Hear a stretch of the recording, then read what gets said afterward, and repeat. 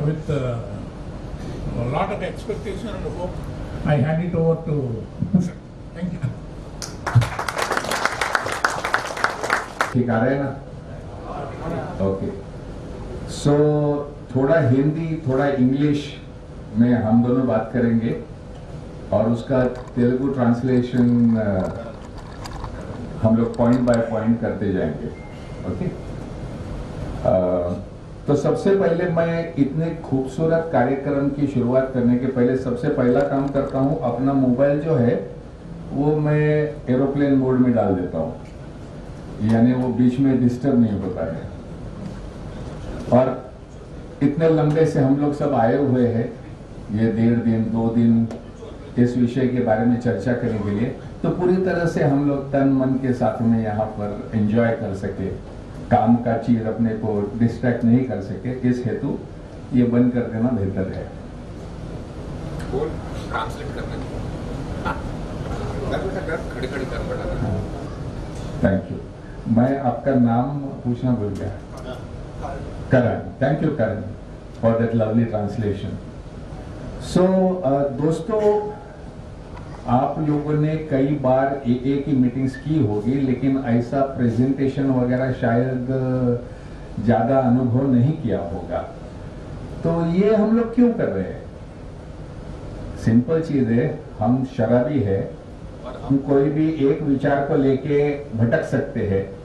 तो जब भी हमको एक स्पेसिफिक प्रोग्राम मालूम है कि इतना ही अपने को बात करना है और इतना ही अपने को डिलीवर करना है, तो पॉइंट बाय पॉइंट आगे बढ़ने में मदद होती है।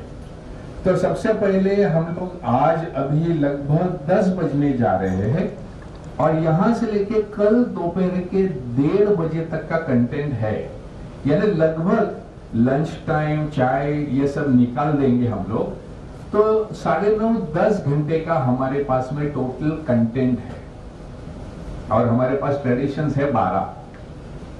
इसका मतलब हमारे पास एक ट्रेडिशन के ऊपर बात करने के लिए 1 घंटा भी नहीं है लगभग। सो हम संक्षिप्त में वो ट्रेडिशन को स्टडी करेंगे और कुछ समय रखा जाएगा आपको सवाल जवाब के लिए। सो हम लोग जब भी बोलते जाएंगे वो टाइम पे जो भी सवाल आपके मन में आए आप कृपया नोट डाउन करके रखिए ताकि आप भूले नहीं, और बाद में जब भी क्वेश्चन आंसर का समय होगा वो टाइम पे वो सभी क्वेश्चंस को हम लोग ले लेंगे। ज्यादातर एक ही जवाब में 3-4 सवालों के जवाब मिल जाते हैं। So please make it a point to note down your questions. Right, so ये जो किताब है ये मैं समझता हूं आप सभी लोगों ने अपनी अपनी भाषा में तो पढ़ी होगी। 12 स्टेप्स 12 ट्रेडिशंस, ये किताब आपने पढ़ी होगी। ये पढ़ी होगी तो ज्यादा मजा आएगा जो आज हम लोग करने जा रहे हैं। हम लोग इसको समझने का या ये जो ज्ञान है इसको एब्जॉर्ब करने का जो कोशिश करेंगे वो तभी मजा आएगा जब थोड़ी सी हमारी इस विषय के साथ में पहचान है। तो क्या सभी लोगों कोई ऐसा है जिसने इस विषय के बारे में कुछ भी जानकारी नहीं है जो हम करने जा रहे हैं? ऐसे कोई है यहाँ पर? या पहली मीटिंग है या ब्रांड न्यू है, फ्रेशर है, लेस देन 1 मंथ सोब्रिटी है, ऐसे कोई है? Less than 6 month sobriety, less than 1 year? अच्छा, तो कुछ लोग हैं हमारे पास में, 10-12 लोग ऐसे हैं जो लेस देन 1 ईयर सोब्रिटी है। तो लार्जली आप लोग अभी भी बिग बुक के ऊपर काम कर रहे होंगे या स्पॉन्सरशिप के ऊपर काम कर रहे होंगे या आप लोगों ने स्टेप वर्क की शुरुआत की होगी। राइट, 12 स्टेप्स का कार्यक्रम जो है इसकी पहचान सबकी हो गई है, सबकी आपके स्पॉन्सर के साथ में या किसी न किसी तरीके से 12 कदमों का कार्यक्रम है, इससे आपकी पहचान हुई होगी। तो हम लोग 12 पहियों का जो कार्यक्रम है उसमें क्या करते हैं? largely I think it is to improve my relationship with myself, यानी कि मैं जब भी पीछे मुड़ के देखता हूं तो मैं AA में इसलिए नहीं आया क्योंकि आजकल मैं बहुत ज्यादा शराब पीता हूं। शराब ज्यादा तो मैं कई साल पी रहा था। मैं इसलिए नहीं आया कि मेरे को न बुझने वाली प्यास लगी है। मुझे एक दफा पीना चालू करता हूं तो और पीना पड़ता है। इसके लिए मैं एए में नहीं आया दोस्तों। ये तो मैं एंजॉय कर रहा था। In fact I was proud of my quota. मैं कितनी शराब पीता हूं उसका मुझे बड़ा। तुम लोग सब साले क्वार्टर में आउट हो जाते हो, अपन पूरा खंबा मार के भी खड़ा रहता है। ऐसा मुझे लगता था कि मैं कुछ ब्रेवरी का एक्ट कर रहा हूं। तो मैं फिजिकल एलर्जी ने मुझे अल्कोहलिक्स एनोनिमस में नहीं लाया, तो फिर मेंटल ऑब्सेशन ने लाया होगा। नहीं दोस्तों, बहुत सारे लोगों को शराब के प्रति प्रेम होता है, आप सबने अनुभव किया है। मेरे मन में भी कई सालों से शराब के प्रति प्रेम था और वो बढ़ते जा रहा था। 4 स्टेजेस में, पहचान से लेके दोस्ती, दोस्ती से लेके प्यार और प्यार से लेके श्रद्धा तक मेरा जो प्रवास रहा 12 साल की शराबियत का, उसमें ऑब्सेशन नहीं, ऐसा कोई क्षण ही नहीं था कि मेरे मन में शराब नहीं थी। और उससे मेरे को कोई एतराज नहीं था। मैं अच्छे से जी रहा था। सबकॉन्शियसली हमेशा मेरे दिमाग में शराब चल रही थी। तो मेरे को मेंटल ऑब्सेशन लेके आया क्या अल्कोहलिक्स एनोनिमस में? नहीं दोस्त। तो मुझे ले क्या आया? ये जब ये फिजिकल एलर्जी और मेंटल ऑब्सेशन के कैंची में कटने लगी मेरी जिंदगी, मेरे रिलेशनशिप्स, और मेरा जीवन अस्त व्यस्त हो गया। मेरा लाइफ अनमैनेजेबल हो गया क्योंकि मेरे फाइनेंसेस इनसफिशिएंट, मेरे रिलेशनशिप्स बिगड़ने लगे। घर के रिलेशनशिप, दोस्तों से रिलेशनशिप, कलीग्स के साथ रिलेशनशिप, भगवान के साथ रिलेशनशिप, बीवी के साथ रिलेशनशिप, सभी रिलेशनशिप्स डिस्ट्रॉय होने लगे। और फाइनली मैं खुद की नजर में भी गिर गया और मेरा खुद के साथ भी रिलेशनशिप खराब हो गया। सो आई बिकेम लोनली, आइसोलेटेड, और मेरे को होपलेस, ऐसी मेरी जिंदगी हो गई। स्टेप्स, 12 कदमों का कार्यक्रम जब भी हम लोग जीने लगते हैं, तो सबसे पहले सरेंडर करने के बाद my relationship with my higher power, ये पहली रिलेशनशिप रिस्टोर होने लगती है। उसके बाद धीरे धीरे धीरे मेरा फिजिकल रिहैबिलिटेशन, फाइनेंशियल रिहैबिलिटेशन, ये सोशल रिहैबिलिटेशन होने लगता है। फिर घर में रिश्ते बनने लगते हैं, दोस्तों से रिश्ते बनने लगते हैं, एए मेंबर्स के साथ रिश्ते बनने लगते हैं, and I start becoming comfortable with relations.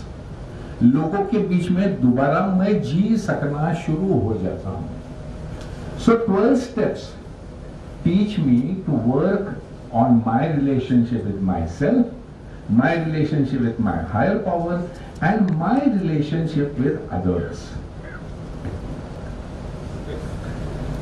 So 12 traditions, ये हमारी जो 12 परंपराएं हैं, ये my relationship with my AA group, my group's relationship with other AA groups and AA as a whole, and AA's relationship with community, यानी ये भी spiritual principles है, 12 स्पिरिचुअल प्रिंसिपल्स है, और ये भी रिश्तों के ही बारे में बात करते हैं, लेकिन ये रिश्ते अलग है।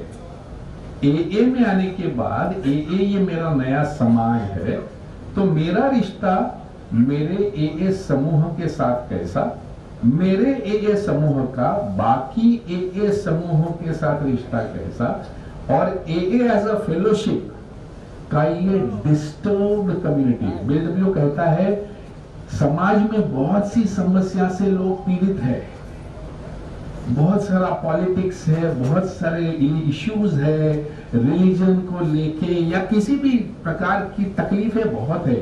तो AA एज अ फेलोशिप का ये समाज के साथ का जो रिलेशनशिप है, ये सभी रिलेशनशिप्स के लिए guiding 12 principles are our 12 traditions.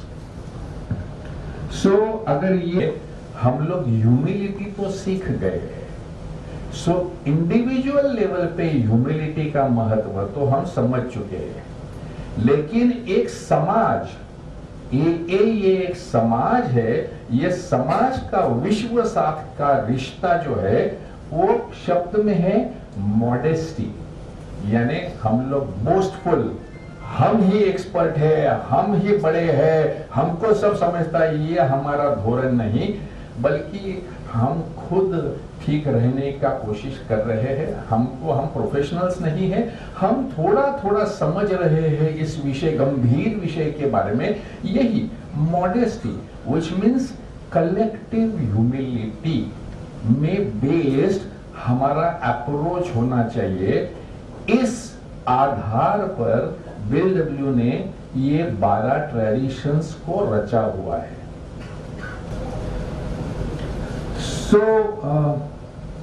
अगली स्लाइड, पहले वहां जाने से पहले एक वाक्य जरा पीछे।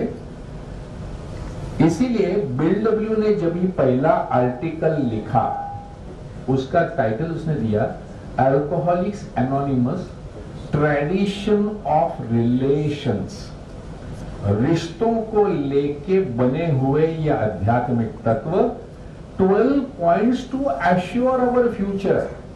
अगर हम ये 12 तत्वों का पालन करेंगे तो हमारा भविष्य सेफ है, सुनिश्चित है।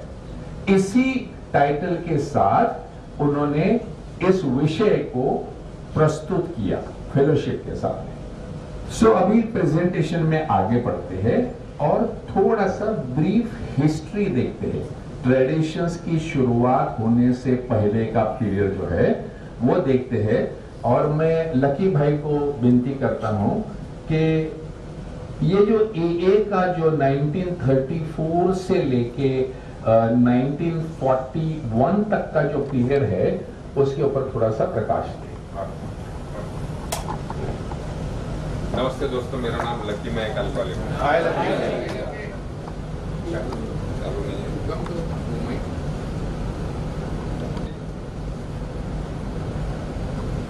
By the grace of God I am sober today. आज का दिन शराब के बेलेगढ़ से दूर हूँ। मैं revival group of alcoholics anonymous का मेंबर हूँ।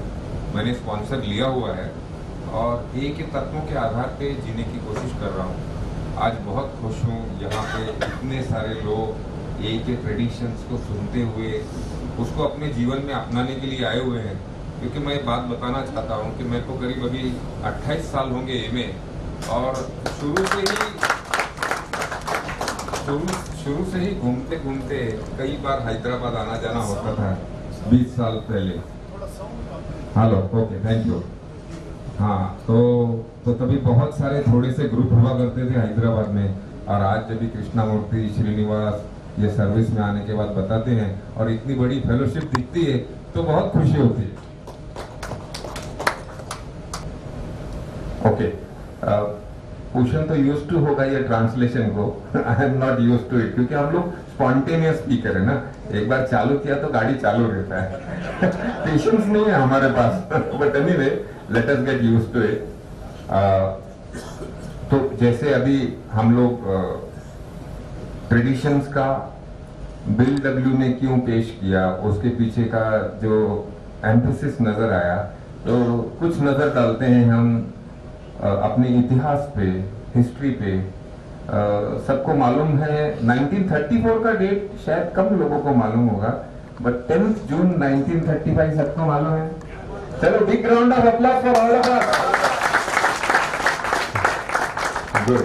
सुबह सुबह जरा जागना जरूरी होता है ना, थोड़ा ताली वाले बजाएगा। गुड।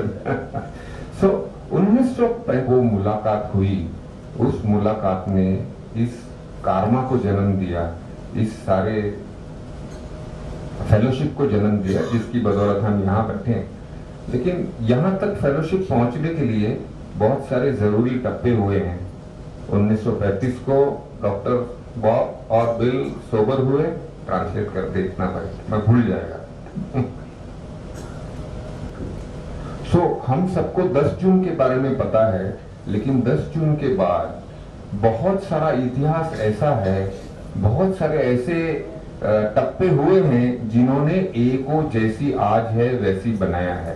तो सबसे पहले इंपॉर्टेंट टप्पा आता है जब एक अल्कोहलिक फाउंडेशन एस्टैब्लिश हुआ अपना 1938 में, लगभग जब 40 से लोग सोबर हो गए थे बिल और बॉब की कोशिशों के कारण, तो एक अल्कोहलिक फाउंडेशन एस्टैब्लिश हुआ। 1939 में हमारी बिग बुक प्रिंट हुई, उसमें करीब 100 के आसपास मेंबर हुए। Next slide. 1941 को हम एक अच्छा टर्निंग पॉइंट मानते हैं ए के इतिहास में, जब सैटरडे इवनिंग पोस्ट में एक छोटा सा लेख आया था। सैटरडे इवनिंग पोस्ट में इधर जाना करना तो अच्छी से, हाँ जी, इधर इधर करना। नहीं कोई बात नहीं, आप उसको ले लो यार, ओके सुनना ज्यादा जरूरी। Okay right. और 1941 में आर्टिकल आने के बाद में हमारी फेलोशिप की ग्रोथ हुई। You want to add? Hello hello, आवाज आ रही है? कोई बता सकता है? 40 लोग यानी पे, ये आज का जो सेमिनार है, ये सेमिनार का खाली एक सेक्शन, इतने ही लोग सोबर थे, फिर भी उन्होंने अल्कोहलिक फाउंडेशन बनाया। वो क्यों बनाया? रिस्पॉन्सिबिलिटी? नो, नहीं, क्यों बनाया उसका कुछ लॉजिक था। तो ये लॉजिक है, वो टाइम पे 1937 की मार्च महीने में एक गेट टुगेदर हुआ। अक्रॉन में 17 लोग इकट्ठा हुए। न्यूयॉर्क में से कुछ लोग आए, अक्रॉन में से कुछ लोग आए, और उन्होंने स्टॉक लिया कि हम लोग 17 लोग शराब से दूर है। जो लोगों ने मर जाना चाहिए था, ऐसे 17 लोग शराब से बच गए। ये बहुत बड़ी बात उनको लग रही थी। इसके लिए उन्होंने सोचा बड़ा सपना देखना चाहिए, अपने को हॉस्पिटल्स करनी चाहिए। बेवड़ों को कोई एडमिशन नहीं करता था हॉस्पिटल्स में उन दिनों, अपने को हॉस्पिटल्स खोलने चाहिए। बेवड़ों को कोई नौकरियां नहीं देता है, तो अपने को वो शराबियों के फैमिलीज के लिए skill development, career counselling, job, ये सब करना होगा। हमको शराबियों को लोन्स देने होंगे सोसाइटी में दोबारा बिजनेस चालू करने के लिए। ऐसे सब सारे उनके बहुत सारे उच्च विचार थे। उन विचारों के साथ में एक और भी विचार था कि हमारा जो अनुभव है ये किताब के रूप में छपना चाहिए, और ये अगर किताब करके छपेगा तो दुनिया भर बिकेगा और दुनिया भर के शराबी शायद शराब से दूर हो सकते हैं। और बाकी सब आइडिया तो फेल गई, लेकिन एक आइडिया किताब लिखने की जो है वो पकड़ी गई। लोगों ने अपने अनुभव कथन करना शुरू कर दिया। बिल डब्ल्यू ने वो अनुभवों को कंपाइल करना शुरू कर दिया, और उन्होंने जाके रीडर्स डाइजेस्ट के साथ बात की। और रीडर्स डाइजेस्ट के जो एडिटर थे उनको बड़ा इंप्रेशन लगा उसका। उन्होंने कहा ये स्टोरी अगर आप लिखो, ये अगर किताब आप अगर छपवाओ, तो मैं आपको पब्लिसिटी दूंगा। वो उन दिनों की बात है जब readers digest across the world पढ़ा जाता था। तो बोलता मैं तुमको इसका कवरेज दूंगा, तुम्हारे बुक एक्सपर्ट लिखूंगा मैं।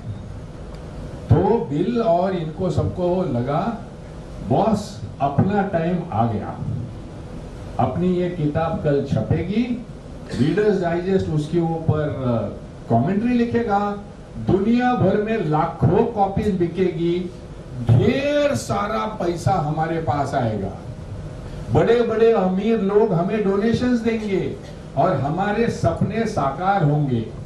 और फिर उसमें से डर निर्माण हुआ, वो सब तो ठीक है, लेकिन हम में से किसी ने भी पैसा मैनेज नहीं किया है, तो अगर ये लाखों डॉलर्स का इनकम आया तो इसको संभालेंगे कैसे। और उस हेतु एक आइडिया आई कि शराबियों के हाथ में पैसा शायद डेंजरस हो सकता है, तो हमारे जो नॉन अल्कोहलिक फ्रेंड्स है, ये फ्रेंड्स को साथ में लेके हम लोगों ने एक ट्रस्ट बनाना चाहिए। ये पूरा पैसा ये ट्रस्ट में आएगा ट्रस्ट अमीर होगा और ये नॉन अल्कोहलिक हमारे फ्रेंड्स है, इसको संभालेंगे। इसके लिए 7 लोगों को लेके ये फाउंडेशन बनाएंगे, नॉट फॉर प्रॉफिट ट्रस्ट। उसमें बिल डब्ल्यू, डॉक्टर बॉब और हैंक पी, ये 3 शराबी और 4 नॉन अल्कोहलिक फ्रेंड्स, ऐसे 7 लोगों को ट्रस्टी रखते हुए ये फाउंडेशन बनी, वो सपना देखते हुए कि आगे जाके अल्कोहलिक्स एनोनिमस बहुत अमीर होने वाली है। सो 1939 आप सब लोग जानते हो, बिग बुक पब्लिश हुआ और बिग बुक बोलता है कि हम 100 लोग इकट्ठा आए और हमारे अनुभव से हम लोग बोल रहे हैं। ये तो सब आपने पढ़ा है, लेकिन कई सारे हिस्टोरियंस का मानना है, क्योंकि वो पहले जो ओरिजिनल जो मेंबर थे उनकी जो 1939 तक की जो सोसाइटी की जो लिस्ट, अमेरिका में तो हर चीज बारीकाई से देखी जाती है, तो कई हिस्टोरियंस का मानना है कि एक्चुअली वो टाइम पे सिर्फ 79 रिकवरीज थी। यानी फाइनली जब भी प्रिंटिंग पब्लिशिंग के लिए चला गया बुक लगभग जनवरी के आसपास, तभी खाली 79 रिकवरीज थी। लेकिन 79 ऐसा ऑड नंबर डालेंगे तो कैसा लगेगा, ठीक नहीं लगेगा, इसके लिए उन्होंने 100 बोल दिया। एक्चुअली वो टाइम पे 100 भी नहीं थे।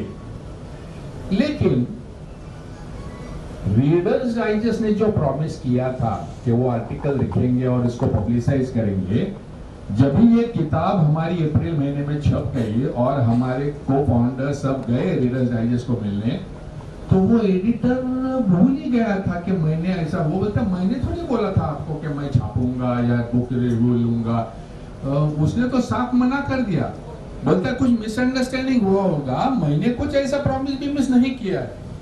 और ये लोगों की हिम्मत ही बढ़ गई। इनको लगा अभी इतनी सारी कॉपीज हमने छापी हुई है, अब ये खरीदेगा कौन, डर बैठ गया उनको, क्योंकि उनको बहुत सारे पैसे वैसे बोरो करके ये किताब छापी थी।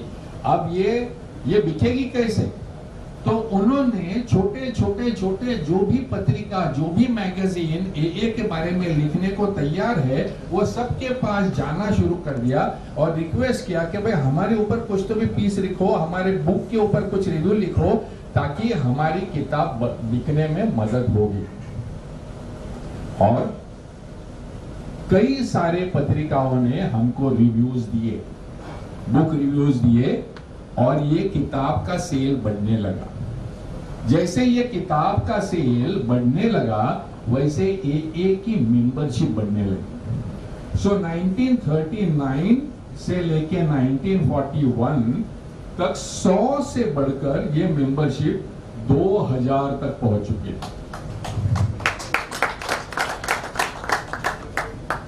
और 1941 में द सैटरडे इवनिंग पोस्ट का पीस, इसका टाइटल था अल्कोहलिक्स एनोनिमस, ये छप गया, दुनिया भर में ये फैल गया, क्योंकि उन दिनों ब्रिटिश राज था।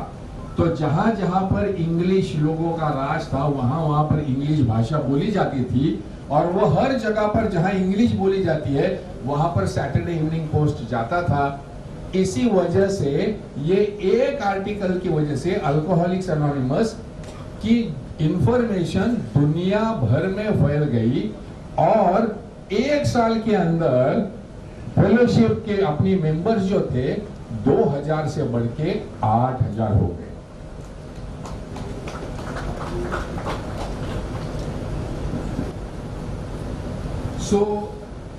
सोच सकते हैं कि 1939 में सिर्फ 100 सदस्य और 1942 तक 8000 सदस्य, वो भी फैले हुए, वो भी विश्व भर, वो भी किताब पढ़ के उन्होंने अपने अपने ग्रुप्स बनाना शुरू कर दिया।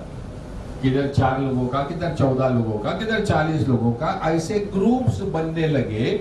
और ये सभी जब ग्रुप्स बन रहे थे तो उनके पास में कुछ भी इंफॉर्मेशन नहीं थी कि ग्रुप्स चलाया कैसे जा सकता है, क्या एक्टिविटीज वो कर सकते हैं, क्या नहीं कर सकते हैं। और इस वजह से ये ग्रुप्स कंटिन्यूअसली अलग अलग सवाल, अलग अलग समस्या फाउंडेशन ऑफिस को न्यूयॉर्क में भेजते थे। वो टाइम पे ये जो फाउंडेशन ऑफिस का जनरल सर्विस ऑफिस बना 1954 में, तभी तो वो फाउंडेशन ऑफिस ही था, और वहां पर सिर्फ bill W full time employee और उनकी अपनी जो जनरल सेक्रेटरी थी रूथ हॉक, ये दोनों ही मिलके पूरा पत्र व्यवहार संभालते थे। तो ये सभी दुनिया भर से आने वाले खत, अलग अलग समस्या, अलग अलग झगड़े, सभी के रिलेशनशिप्स के प्रॉब्लम थे। अभी तक खुद के रिलेशनशिप ठीक नहीं हुए हैं और अभी नए नए रिलेशनशिप से बनाने को निकले हुए, इसने ऐसे किया, उसने वैसे किया, ये ऐसा तकलीफ देता है, इस प्रकार की समस्याएं सब आने लगी। सैकड़ों की तादाद में खत फाउंडेशन ऑफिस में आने लगे और बिल डब्ल्यू को डर लगने लगा कि शायद ये धोखे की घंटी है। और इसीलिए दोस्तों ये जो गाइडलाइंस है ये बनाने की जरूरत है। इस बात का एहसास उन्हें हुआ, ये पूरा जो इंफॉर्मेशन है वहां पर कई जगह पे आपको दिखेगा AACOA, PIO, LOH नीचे लिखा हुआ है। ये क्या है, कोई बता सकता है? Alcoholics Anonymous comes of age, page 187. Correct. AACOA. सो ये जो भी हम लोग आपके सामने बात कर रहे हैं, ये सब के बारे में ज्यादा अभ्यास आपको करना हो, या आप जानना चाहते हो कि भाई ये तो कहां से बोल रहा है, ये तो कभी सुना नहीं था, तो अगर आपको इसके विशेष पढ़ाई करनी हो तो ये AA की किताबें हैं। AACOA यानी AA comes of age, PIO is pass it on, LOH is language of the heart। सो ऐसे अलग अलग रेफरेंसेस यहाँ पर हम लोग देते जाएंगे। तो जो भी अभ्यासु और इस विषय का स्टडी करना चाहते हैं वहां पर जाके ओरिजिनल आर्टिकल भी पढ़ सकते हैं। आगे चलते हैं। Let him translate. Grape wine किसको सबको पता है क्या है? पुराने हैदराबाद की फेलोशिप, पुराने आंध्रा की फेलोशिप देखी हुई है। कितने ग्रुप्स थे अपने पास 10-12 साल पहले? हैदराबाद में 2 ग्रुप हुआ करते थे, सब मिला मुला के ऐसे स्कैटर्ड ग्रुप्स हुआ करते थे। फर्क क्या हुआ? बढ़ोतरी कभी चालू हो गई जब ये आपकी सर्विसेज ऑर्गेनाइज्ड होने लगी, जब ये आपके इंटर ग्रुप बनने लगे, आपका डेलीगेट आने लगा, ट्रस्टी बन गया, अलग अलग जगह पे अलग अलग प्रकार की कमिटीज बनने लगी, काम करने लगी, उसके बाद में AA की ग्रोथ हुई। ये सब लोगों ने विटनेस किया है। ओके, इसका मतलब जहां सर्विसेज डेवलप होगी वहां अल्कोहलिक्स एनोनिमस की ग्रोथ होगी। ये तो दुनिया भर में प्रूव हुआ रूल है। ओके, बाद में आ गया कोरोना। 2 साल सब लोगों ने घर पे बैठ के निकाला और सबको ऑनलाइन मीटिंग करने की आदत हो गई। फिजिकल मीटिंग्स बंद हो गई और फिर 2 साल के बाद में फिजिकल मीटिंग्स चालू हो भी गई, लेकिन अभी फिजिकल मीटिंग्स में अटेंडेंस जैसे पहले हुआ करता था वैसे है नहीं। कितने लोग हैं यहां पर जो सिर्फ ऑनलाइन मीटिंग्स करते हैं? फिर भी यहां पर बहुत कम नंबर दिख रहा है, 8-10 ही लोग दिख रहे हैं। नॉर्मली अगर मैं बंबई में देखता हूं, पुणे में या कोई भी सिटी में देखता हूं, तो आधे से ज्यादा लोग सिर्फ ऑनलाइन मीटिंग करते हैं। अभी आप सोचो, अगर आप ग्रुप्स में आओगे ही नहीं और सर्विसेज में पार्टिसिपेट करोगे ही नहीं, तो सर्विसेज आगे चलेगी नहीं। अभी हमारी परिस्थिति बताता हूं कि ठाणे अंतर समूह की हमारे पिछले 2-3 महीने से बिजनेस मीटिंग ही नहीं हो पाई है। क्यों? क्योंकि IGRs आ ही नहीं रहे हैं। IGRs क्यों नहीं आ रहे? क्योंकि उनके ग्रुप्स की बिजनेस मीटिंग्स ही नहीं हो रही है। बिजनेस मीटिंग्स क्यों नहीं हो रही है? क्योंकि ग्रुप में 4, 5, 6 ही लोग आते हैं, तो बिजनेस मीटिंग क्या करने की? तो बिजनेस मीटिंग नहीं, इसके लिए डिसीजन मेकिंग नहीं, डिसीजन मेकिंग नहीं, इसके लिए आईजीआर इंटरग्रुप में नहीं, आईजीआर से इंटरग्रुप में नहीं, इसके लिए इंटरग्रुप का फंक्शनिंग नहीं।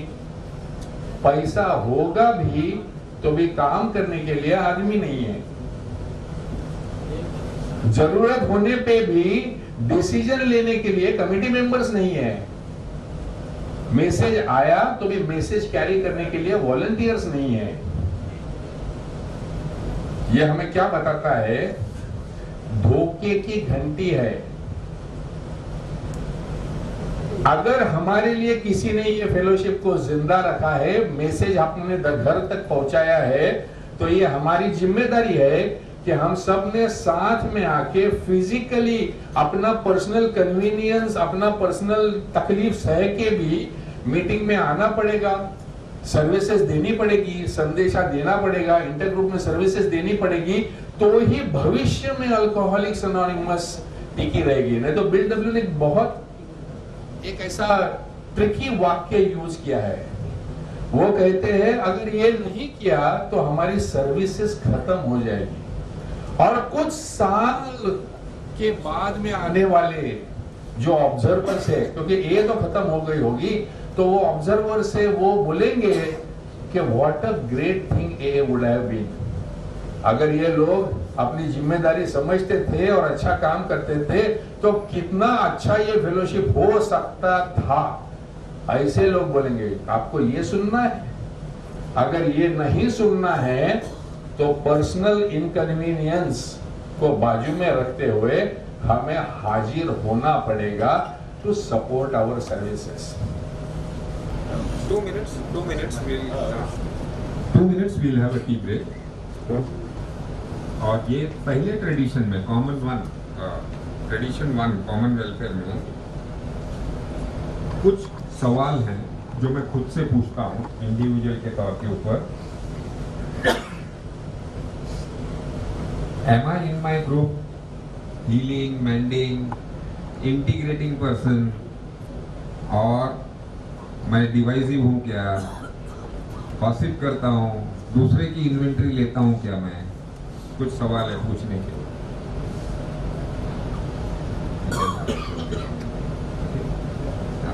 इधर से? हाँ, तो एम आई पीस मेकर और डू आई फॉस्टर आर्ग्यूमेंट? मतलब मैं जस्ट किसी के साथ में डिस्कशन करने के लिए कोई आर्गुमेंटेटिव हूँ क्या? क्या मैं जो लोग कभी बोलने में या बात करने में थोड़ी सी गड़बड़ कर लेते हैं, उनके साथ में मैं प्यार से व्यवहार करता हूँ क्या मैं उनको अगर किसी ने कुछ गलत बोल दिया तो उससे डबल गलत बोल के बताता हूँ, अग्रेसिव होता हूँ? Do I make competitive remarks, जैसे अपने ग्रुप को दूसरे ग्रुप से कंपेयर करना? देखना हैदराबाद में कोई भी ट्रेडिशन पे बात नहीं करता ऐसा, देख बम्बई वाले कैसे बात करते हैं, ऐसा करता हूँ क्या मैं? So these are the checklists.